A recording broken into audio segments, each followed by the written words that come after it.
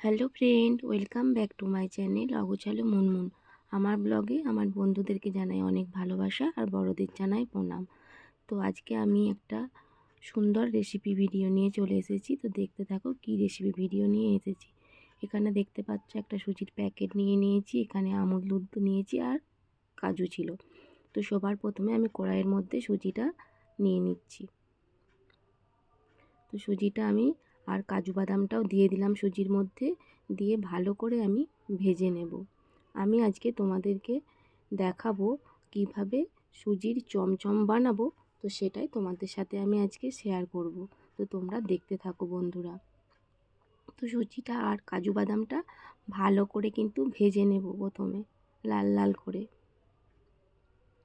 তো দেখতে পাচ্ছ আমার ভাজা হয়ে গেছে। আমি এবার এটা মিক্সিতে গুঁড়ো করে নেব।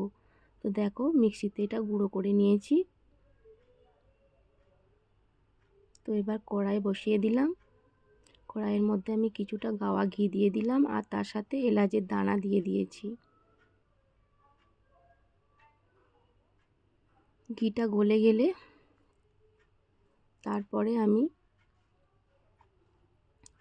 যে সুজিটা গুঁড়ো করে রেখেছিলাম বা পেস্ট করে রেখেছিলাম সেটা দিয়ে দিলাম। এবার ঘিটার সাথে ভালো করে আমি এটা ভেজে নেব। দেখো ভাজা হয়ে গেছে। তো আমি এবারে পরিমাণ মতো কিন্তু জল দিয়ে দেব। দেখো ভালো করে নাড়াচাড়া করে নিয়েছি, তো পরিমাণ মতো জল দিয়ে দিচ্ছি। আর সুজি যেন বসে যায় তাড়াতাড়ি, তো ওই জন্যই একটু তাড়াতাড়ি নাড়তে হবে কিন্তু। তো এর মধ্যে আমি চিনি দিয়ে দিলাম পরিমাণ মতো,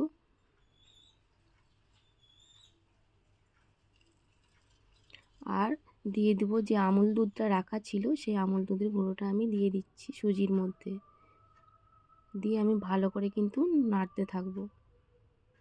তো দেখো ভালো করে আমি নেড়ে নিয়েছি, অনেকটা শুকিয়ে গেছে দেখতে পাচ্ছ। আমি এবার এটা তুলে নিচ্ছি, তুলে ভালো করে কিন্তু মেখে নেব। দেখো তুলে ভালো করে আমি মেখে নিয়েছি আবার হাত দিয়ে কিন্তু, দিয়ে আমি চমচমগুলো গড়েও নিয়েছি। দেখো বন্ধুরা দেখতে পেয়েছো, আমি এইভাবে চমচমগুলো কিন্তু গড়ে নিয়েছি। তো আমি এবার কড়াইয়ের মধ্যে সাদা তেল দিয়ে দেবো কিছুটা পরিমাণে।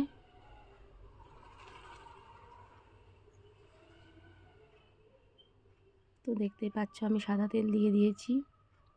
তেলটা হয়ে গেছে। আমি এবার একটা একটা করে যে সুজির চমচম করে রেখেছি সেগুলো কিন্তু ভেজে নেব।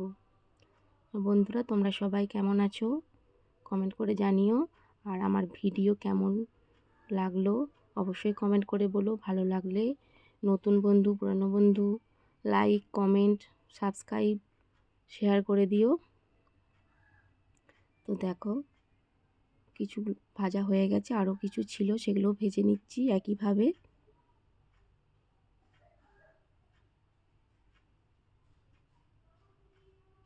একটু লাল লাল করেই কিন্তু ভাজতে হবে, তাহলে ভেতরটাও ভাজা হয়ে যাবে। তো দেখো আমার কিন্তু এদিকে ভাজা চমচম রেডি হয়ে গেছে, দেখতেই পাচ্ছ ভেজিটেবিল চপের মতো লাগছে তাই তো।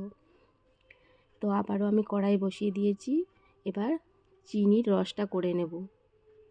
চিনি দিয়ে দিলাম, চিনির মধ্যে আমি জলও দিয়ে দিয়েছি, দিয়ে ভালো করে কিন্তু আমি রসটা করে নিচ্ছি। তো দেখতে পাচ্ছ রসটা হয়েই গেছে। আমি এবার সুজির যে চমচমগুলো ভেজে রেখেছি সেগুলো কিন্তু রসটার মধ্যে দিয়ে দিচ্ছি একটা একটা করে।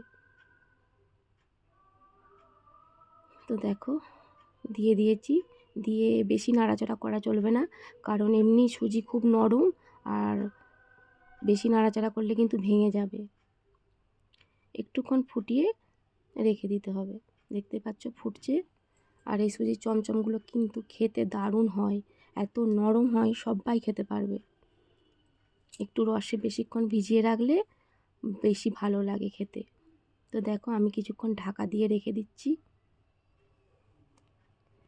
এবার কিছুক্ষণ পর ঢাকা খুলবো। তো দেখো দেখতেই পাচ্ছ চমচমগুলো একদম রেডি হয়ে গেছে, কত সুন্দর লাগছে দেখতেই পাচ্ছ। আর খেতেও কিন্তু বন্ধুরা খুব সুন্দর হয়েছিল। তোমরাও চাইলে বাড়িতে এইভাবে সুজির চমচম বানিয়ে খেতে পারো। তো আজকে আমার ভিডিও কেমন লাগলো অবশ্যই কমেন্ট করে জানিও। সবাই ভালো থেকো, সুস্থ থেকো। আজকের মতো টাটা।